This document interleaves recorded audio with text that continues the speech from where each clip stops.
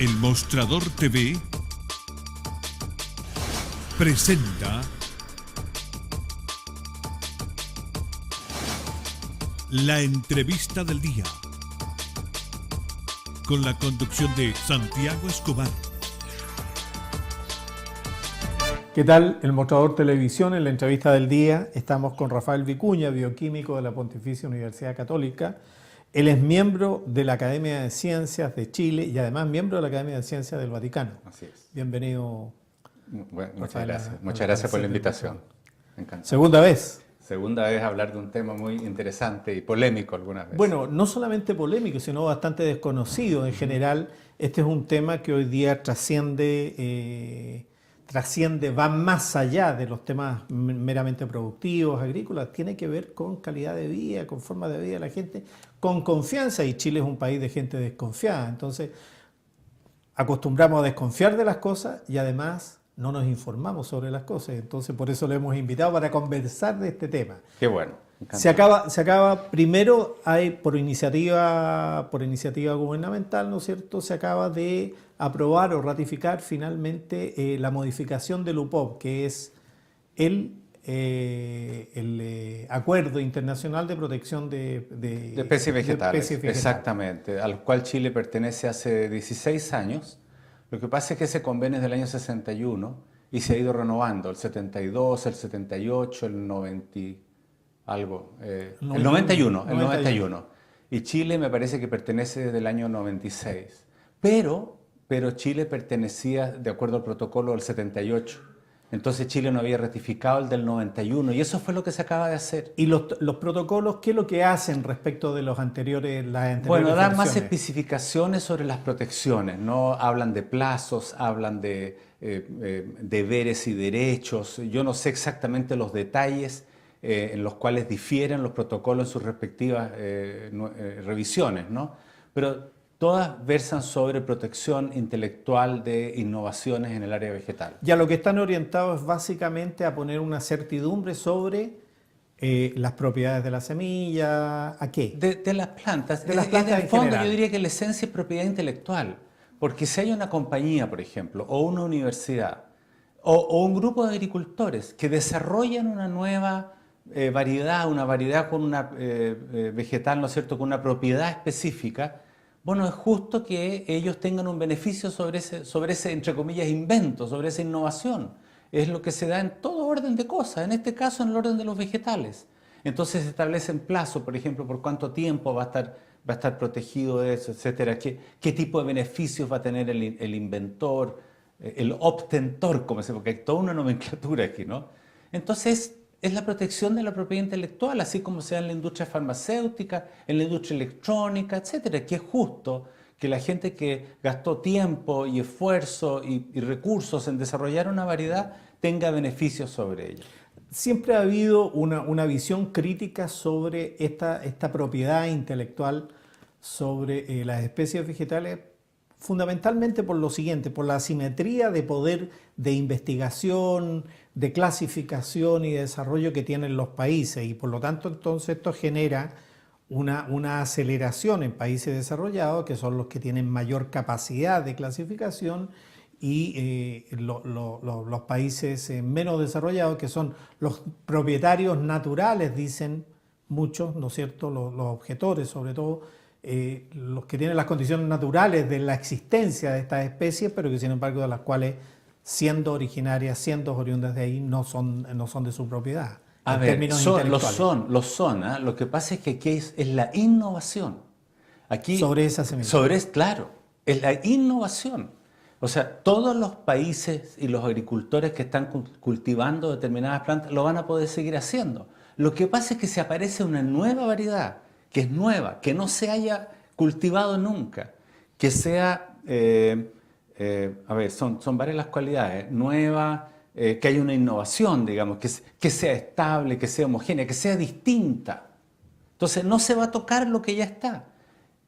Lo que está, está. Lo que está. Pues entonces si aparece una cosa nueva, concedamos que es justo que si hay una compañía, que si hay una universidad, que si hay un agricultor alemán en el sur de Chile que desarrolló un berry, qué sé yo, que él tenga un beneficio. Para nuestros telespectadores, Esto se refiere más a hibridación que a transgénicos.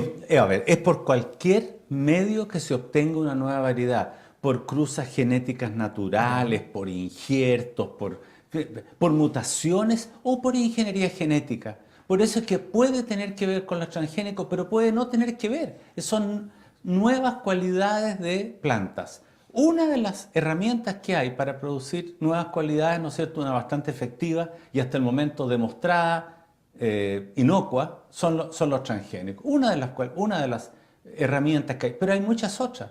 Piense usted que hay países que han ratificado lo mismo que ratificó Chile, la versión 91 del UPOV, como Japón, Austria, países europeos en general, etcétera, que no son muy proclives a los transgénicos, pero han ratificado lo mismo que ratificó Chile.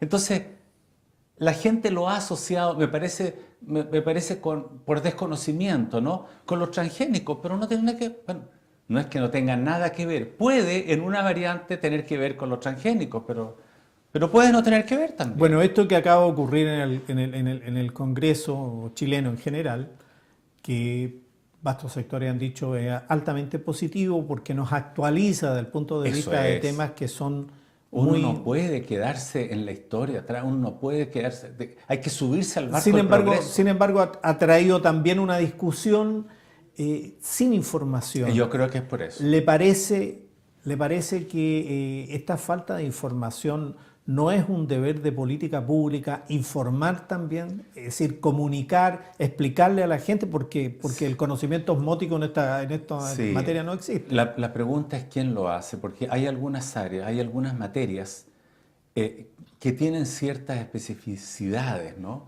Por ejemplo, ya que estamos hablando sobre este tema, sabemos que desde hace algunos años, creo que desde el año 2006, hay un proyecto transversal en el Congreso sobre cultivos transgénicos. Entonces, uno diría, si son políticas públicas, debiera, por ejemplo, el Parlamento informar, pero probablemente no está ahí todo el conocimiento por una materia tan técnica, y por eso es que para discutir un proyecto como ese llaman expertos, ¿no? Pero uno de los temas fundamentales en este caso es que hay una confusión entre la aprobación del UPOV, esta actualización, sí, digamos, una ratificación, claro, que es la ratificación de un convenio al cual Chile ya pertenece. Al cual Chile ya pertenecía, de lo que es una ley sobre transgénicos que lleva ¿cuántos años en el Congreso? Claro, son cosas totalmente distintas. Sin embargo, en la discusión, por desconocimiento, ¿no es cierto?, la gente las empieza a mezclar. Uno se confunde en uno y otro aspecto. Claro. Para pasar este segundo tema, Sí. ¿Cuánto tiempo lleva Chile discutiendo sobre transgénicos? Bueno, yo sé que hay varios proyectos de ley en el Parlamento, algunos presentados al Senado, otros presentados en la Cámara, sobre etiquetados, sobre diversos aspectos de cultivo de transgénicos. En general, esos proyectos son de una calidad bastante limitada, diría yo, y yo creo que esa puede ser una de las razones por las cuales ni siquiera se han discutido. Hubo uno de etiquetado que se discutió un poco más, pero hasta donde yo sé no sigue ahí. Pero sin embargo hay este nuevo proyecto, nuevo ya, no tan nuevo, pero del año 2006, que tiene el gran valor de ser un proyecto transversal, porque hay senadores de todos los sectores que han firmado, son 5 senadores creo. Hubo una comisión nacional encargada, que estuvo discutiendo, llamada en la época del presidente Lagos. Bueno, el presidente Lagos nombró una comisión de biotecnología, en la cual tuve el honor de integrar junto con otros 2 científicos. Éramos 3 los científicos, habían además políticos, habían agricultores, habían gente de rectores de universidades, etcétera, donde como discutimos biotecnología en general, en todos sus aspectos, uno de los temas que se discutió, por cierto, fue los cultivos transgénicos. Y yo vi ahí, en las personas que participaron en esa comisión, una actitud bastante proclive hacia los transgénicos. Ahora, esa ley está ahí. Más que ley, a ver, ya un volvamos al proyecto de ley. Es Sí, un proyecto es que de ley. me confundí porque después del trabajo de la comisión del presidente Lagos, hubo un intento por hacer una ley nacional de biotecnología en general. Eso no no prosperó. Lamentablemente, por un asunto muy circunstancial, porque la persona que más movía eso fue nombrada embajador. Entonces, ya Álvaro Díaz. Álvaro Díaz, que era un astro para todo esto, ¿no? El subsecretario de sí, lo hacía Economía, muy bien y exacto, lo hacía con mucha motivación, fue nombrado embajador en Brasil. Y su desaparición del medio provocó, usted sabe que todos los proyectos necesitan un campeón detrás que los mueva y que los... Y bueno, después vino la presidencia de Michelle Bachelet y lo que uno oía, ¿no? Era que ella tenía este convenio con los ambientalistas, en fin, de no mover algunos temas, entonces entre ellos parece que el de los transgénicos. Por eso durante el gobierno de ella no pasó mucho con este proyecto. Y este gobierno actual sí está interesado en que tengamos legislación. Yo le voy a decir por qué. Porque estamos en el peor de los escenarios. Mire, aquí se pueden crecer transgénicos para exportar la semilla. Que de hecho ocurre claro, pues si es legal y todo. Y el SAC vigila eso y usted puede ir a la página del SAC y ver cuáles son los cultivos, etc. Muy bien, de acuerdo a la ley. Entre ellos remolacha. Seguramente, yo no recuerdo cuáles son los cultivos, pero... Entonces se puede plantar para exportar la semilla, se puede importar alimentos transgénicos, pero no se puede cultivar aquí para consumir. Es una paradoja muy grande. Entonces ese es uno de los aspectos que quiere corregir el proyecto de ley, pero más que corregir esta paradoja, hay que subirse al carro de nuevo. Los cultivos transgénicos aumentan 10-12% al año en cuanto a superficie sembrada en el mundo. Hay más del 10% de la superficie cultivable del mundo sembrada con transgénicos. Hay cultivos como el de la soya, por ejemplo, que toda la que circula es prácticamente toda es transgénica. El maíz 60% transgénico, etc. Entonces no puede Chile estar ausente de esto. Ahora, la convivencia entre uno y otro sistema, es decir, transgénicos. Súper buen punto. ¿Cómo es? Sí. A ver, uno se pregunta, ¿no es cierto?, ¿por qué esta actitud en contra de los transgénicos si la población debiera reaccionar de la siguiente manera, piensa uno? Oiga, si a usted no le gustan los transgénicos, el día de mañana cuando vaya al supermercado no los consuma nomás. ¿Ah? Así como la gente que es partidaria de los transgénicos, entre otros yo y toda la comunidad científica del mundo, yo no conozco científicos en contra de los transgénicos, no los conozco. Todas las academias de ciencia del mundo que conozco han emitido declaraciones en favor de los transgénicos y tengo esas declaraciones, etc. Pero así como me toca mucho estar con gente que está a favor de los transgénicos, no conozco a nadie que esté en contra de los orgánicos. No conozco a nadie que esté en contra de los orgánicos, ni saliendo a la calle en contra de los orgánicos. Y sin embargo, los orgánicos están en contra de los transgénicos. Yo les digo, oiga, no compren. ¿Hay una percepción ideológica de la naturaleza? Yo creo que sí. Pero además hay otro punto. Hay un punto, que es el siguiente. Lo que usted apunta muy acertadamente, que es el de la convivencia. Porque yo creo que a la larga van a subsistir la agricultura convencional, la de los transgénicos, que no son la panacea. Los transgénicos no son la panacea. Y la orgánica. Yo creo que van a subsistir los tres. Pero ciertamente hay una dificultad que es la siguiente. Llevamos 16 años cultivando transgénicos y consumiendo transgénicos. Yo nunca he sabido de ningún problema de salud. Bueno, eso lo digo de pasada. Pero obviamente que hay un asunto aquí que tiene que ver con la transmisión del polen de los cultivos transgénicos. La polinización. La polinización cruzada. Y yo respeto mucho, por supuesto que sí, porque creo en la libertad, a alguien que no le gusten los transgénicos y no quiere que le llegue polen de transgénicos. Por supuesto que lo respeto, y respeto a todos los orgánicos, y allá ellos con sus cultivos, yo de repente consumo orgánico, hasta vino orgánico tomo. Muy bien. Entonces, yo soy partidario de los transgénicos, pero cautelando, primero que nada, el derecho que tienen los agricultores que no quieren transgenia, de asegurarse de que no les va a llegar polen transgénico. ¿Cómo se hace eso? Hay que procurar hacer cultivos a ciertas distancias, con ciertas protecciones entre medio, que no hayan, qué sé yo, por ejemplo, abejas cerca porque transportan el polen, etc. Hay maneras de hacerlo. Y así como yo no hemos entrado de lleno a esto, pero yo personalmente me declaro muy a favor de los transgénicos como una herramienta opcional, porque de nuevo no es una panacea, pero yo creo que es una herramienta muy poderosa, muy beneficiosa, especialmente para ciertos cultivos. Bueno, yo respeto mucho a la gente que no piensa como yo, pero que no me prohíban sembrar transgénicos en un marco regulado, en un ambiente que sea regulado. Por eso es que estimo que es tan necesaria que haya una ley. Ahora, hay un tema que parece bien importante y es que estos marcos regulados, ¿no? implican, ¿no es cierto?, un Estado o una autoridad muy activa. Sí, claro. Y la verdad es que la vocación nuestra es que las cosas, la vocación nacional es que las cosas mejor funcionen en la realidad, o las arregla el mercado, o las arregla Pero es que no son asociaciones, incompatibles. Nosotros círculos. tenemos el SAG. El SAG siempre ha funcionado bien. ¿Qué quiere que le diga? Yo soy un admirador del celo del SAG. ¿Cómo hace yo soy un biólogo molecular, así que yo ni siquiera trabajo con plantas, trabajo con bacterias. Con ¿no? bacterias. Pero estoy muy cercano a todo este ambiente y yo me doy cuenta el SAG, cómo ejerce su tarea. Véalo usted ahí en Pudahuel, cuando uno llega. Sí, yo traigo claro. café, declaro el café, declaro todo, porque peor es que me lo quiten o me multen y qué sé yo. ¿Por qué hacen su pega? Porque en Chile para estas cosas somos serios. Así como controlan la droga con perros en Pudahuel, yo veo el SAG ahí también, pero muy atento a qué es lo que entra y qué es lo que no entra, y esa gente bien preparada, bien informada. Entonces tenemos nosotros organismos que van a cautelar, bueno, y en general somos apegados a la ley, los chilenos. Ahora, una discusión es respecto de esto, ¿no?, que tiene que ver la libertad de elegir. La gente dice, mire, si a mí me gusta el transgénico, yo puedo consumir lo que sea, orgánico, transgénico, el que no. Claro. Entonces hay una norma de etiquetado. Y aquí ha habido una discusión sobre qué etiquetar para establecer la trazabilidad, ¿no es cierto?, de dónde proviene. Eso no es. Y entonces la norteamericana es mucho más vaga, la europea es mucho más exacta. ¿Cuál es su opinión al respecto? Yo le voy a decir algo más amplio que etiquetado, el derecho de la gente a estar informada.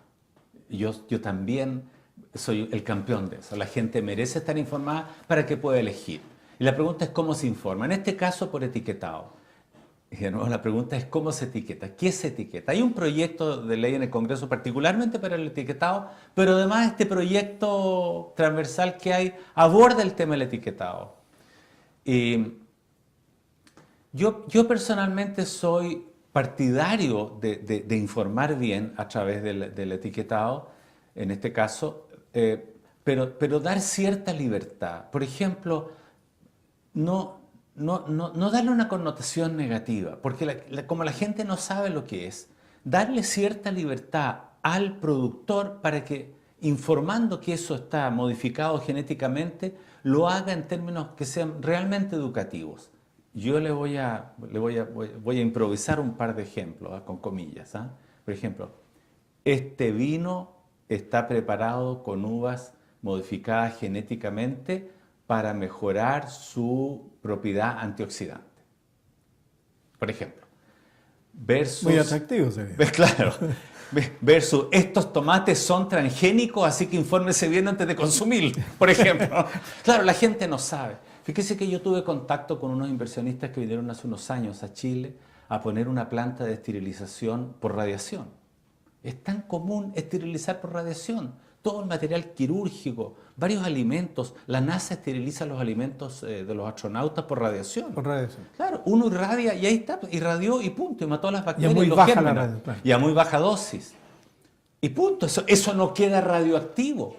Pero esta gente que vino a invertir, a hacer una gran planta de esterilización por radiación aquí en Chile, claro, ellos se cuando estudiaron el proyecto se dieron cuenta que iban a tener que informar de qué modo estaba esterilizado todo ese material o los alimentos. Y obviamente que se dieron cuenta que la gente iba a tener una reacción negativa. Imagínense, esterilizado por radiación gamma, que eso, la gente se asusta. Una cantidad importante de la fruta de exportación, toda, va esterilizada así, ¿no? Probablemente, y con otros gases de sulfurado y qué sé yo, ¿no? Entonces, es muy importante la intención con la cual se informa. De nuevo, entonces le reitero, yo soy el campeón de defender el derecho a estar bien informado, pero bien informado y con buena intención y objetivamente bien informado. Esto está en directa relación a la masa crítica, ¿no es cierto?, de ciencia que el país tiene, en realidad. Porque mientras más compacta, más pequeña es, más estrecha es, ¿no es cierto?, la capacidad de difusión, de ampliación, de irradiación de conocimiento es mucho más difícil. Es menos gente discutiendo, son círculos muy concéntricos y muy pequeños. Es muy cierto lo que usted dice. Y aquí hay un tema también de preocupaciones Es decir, de la ecología social en la cual florece la comprensión adecuada de estos temas, ¿no? Lo que usted dice es impecable, absolutamente. Pero por alguna razón, oiga, esa lógica no funciona. Fíjese, déjeme... Es que yo he pensado mucho en esto. Fíjese que este Estados Unidos, ¿cuántos premios Nobel tienen? Como 400 en ciencias, ¿no? Pueblo más educado, desarrollado, etcétera. La mitad de los norteamericanos creen que el mundo tiene 10.000 años y que el hombre fue creado tal cual como somos y no creen en la evolución. La mitad de Estados Unidos, donde no hay mejor ciencia que ahí, donde no hay más científicos en el mundo que en Estados Unidos, la mitad de esa población. Pero hay una practicidad muy, muy a la mano, ¿no? O sea, ese es un país hecho por gente que llegó con pala, con $5.000 en el bolsillo para invertirlos en cuerdas, en fin. Organizó, o sea, venían a la búsqueda de la innovación. Aquí vivimos un poco en el ancestro. Nuestras sociedades son un poco más ancestrales desde el punto de vista de su vínculo con la naturaleza. Se lo planteo respecto de lo siguiente, porque pareciera que la naturaleza fuera inmutable y la verdad es que no es inmutable. No, pero todas esas transferencias génicas que hoy día sabemos que existen, Exacto. que nosotros pensábamos hasta hace poco y con fundamento, pero estábamos equivocados, que lo que definíamos como especie, digamos, uno define una especie como individuos de un grupo que pueden tener descendencia, y los que no pueden tener descendencia son de otra especie, así lo definimos, ¿no? Típicamente en el mundo macroscópico, en el mundo bacteriano es distinto, pero todos estos proyectos genómicos de resolución de genomas de plantas, de organismos, etcétera, y de microorganismos, nos han mostrado que hay una transferencia horizontal de genes bastante abundante. Pero fíjese que, de nuevo, con respecto a la información del público en general sobre esto, por supuesto que es un elemento muy, muy necesario. Pero en esta discusión particular de los transgénicos, como se da un poquito también en el tema de la evolución, de la cual yo soy, por cierto, muy partidario, no me cabe duda que ha habido evolución y que el mundo tiene 4.500 millones de años, no el mundo, sino que el sistema solar y la Tierra, y no los 10.000 que dicen los antievolucionistas. En el caso de los transgénicos, uno ve en los opositores una actitud muy ideológica, muy ideológica. Me ha tocado tener bastantes debates y agreden. No están buscando la verdad. La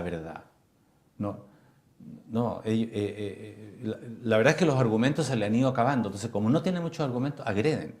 Con cosas como, por ejemplo, ¿cómo usted que es católico puede ser partidario de los transgénicos? Cosas así. Bueno, hay una visión de lo natural como lo ineluctable, ¿no es cierto? Y de que la innovación no puede intervenir la naturaleza. Pero lo hemos hecho desde que existe la agricultura. Fíjese que todos los cultivos que crecemos ahora, en el mundo son manipulados. Ahora, hay un tema que quisiera preguntarle si esto está en la discusión de la academia sobre estos aspectos. Y es que Chile tiene una profundidad longitudinal. Es decir, una profundidad longitudinal que desde el punto de vista geográfico, geofísico, además lo somete el territorio a un estrés muy fuerte, ¿no? Entre un clima, una montaña y un mar que lo aprietan. Y desde ese punto de vista, entonces, las zonas son muy marcadas y además son muy endémicas en muchos aspectos y con muy poca intervención humana se estresan enormemente. Y si bien la intervención humana aporta, también puede ser un enorme estrés. ¿Cómo se piensan las zonas de amortiguación? Porque yo entiendo que entre un cultivo y otro no es la autoridad la que determina, sino que hay un espacio físico que impide, ¿no es cierto?, que las especies polinicen de una manera violenta. Por ejemplo, si yo hago algo contiguo, esto va a ser mucho más complejo. ¿Cómo se está razonando sobre esta complejidad territorial que tiene nuestro país en este aspecto específico? A ver, lo que se me ocurre decirles es que, por un lado, el proyecto de ley contempla entonces la coexistencia y las normas para la coexistencia. Y yo creo que ahí no queda otra que ir viendo caso a caso para cautelar, ¿no es cierto?, la individualidad de los cultivos que crecen aquellos agricultores que no quieren tener transgenia. Y eso va a ser la autoridad del lugar, que entiendo que en general va a estar el Ministerio de Agricultura, ¿no? Cautelando eso. Imagino que habrán herramientas para las personas que ven que sus cultivos son polinizados, ¿no es cierto?, con polen transgénico para poder entablar algún recurso, qué sé yo.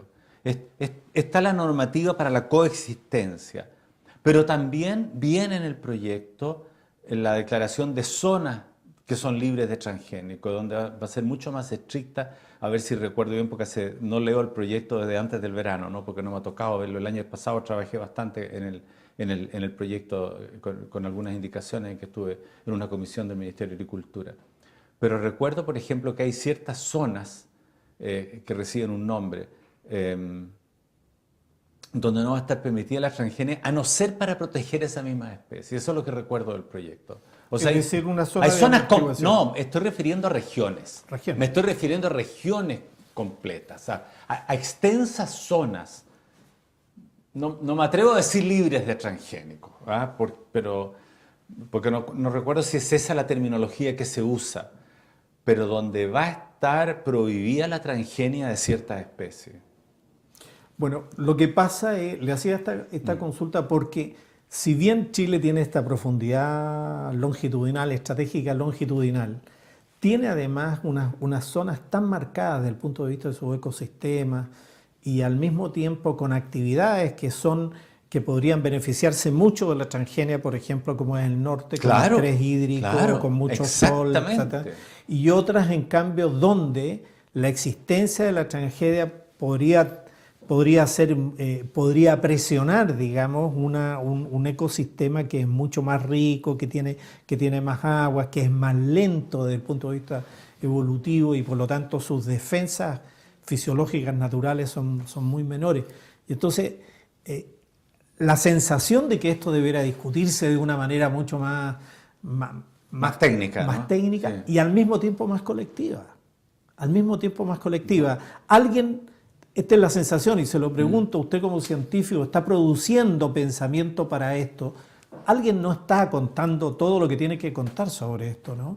Bueno, mire, han habido instancias de discusión, han habido instancias de presentación de trabajos.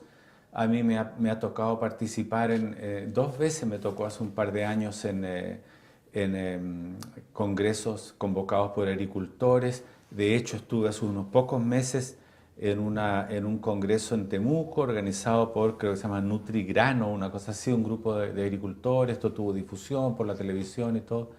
Algunos científicos nos hemos movido bastante, discutiendo en el Parlamento, participando en foros, yendo en agro, creo que hay una reunión de agricultores que se llama así también, elaborando documentos, escribiendo en revistas. ¿Qué fondo? ¿Dónde ir? A través de Internet, ¿dónde remitirse? ¿A qué fondos bibliográficos? ¿A qué blogs de debates? ¿Dónde remitir la gente a informarse, a discutir? Para que no se queden con la idea dual o Monsanto o no Monsanto, ¿no? Pero ¿cuál es el problema con Monsanto? Fíjese que me hablan tanto de las transnacionales. ¿Y cuál es el problema de las transnacionales? Yo me lavo los dientes con pasta de dientes de la transnacional y tomo Coca-Cola y tomo... ¿Cuál es el problema de las transnacionales? Pero mire... No, yo lo sé, perdone, no le estoy diciendo a usted, es lo que uno oye. No, yo me opongo porque las transnacionales... No, pero precisamente para no quedarse ni sujeto a la publicidad de Monsanto o a la publicidad de un ecologista profundo que solamente quiere naturaleza y cuero en el cuerpo. Claro.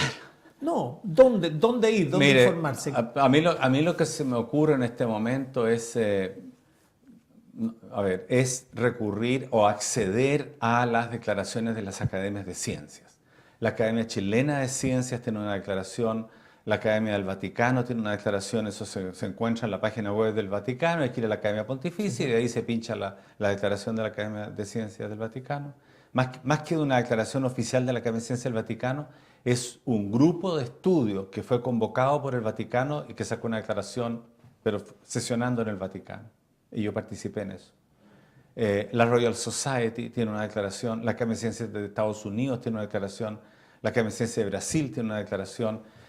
Hay un informe de la Academia de Ciencias, del National Research Council de la Academia de Ciencias de Estados Unidos, que salió el año pasado, un libraco grueso sobre información recolectada en los campos de Estados Unidos de América que están cultivando transgénicos. Irse a organismos de ese tipo, irse a instituciones como academias de ciencia, es lo que yo, si es que la gente confía en la comunidad científica, digamos, eso es lo que yo recomendaría. Bueno, es parte del debate moderno es la confianza en la comunidad científica, ¿no?